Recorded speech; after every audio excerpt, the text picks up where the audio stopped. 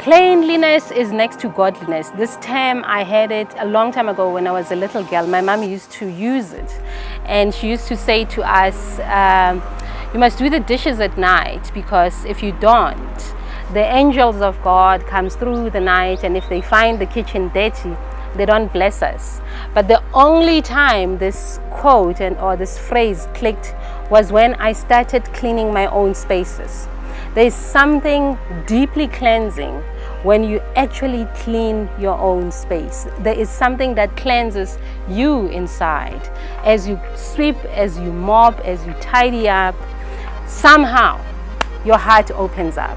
So I'm giving you a challenge. Once, just do your own cleaning and give whoever helps you with the house a break and see what happens. And do let me know.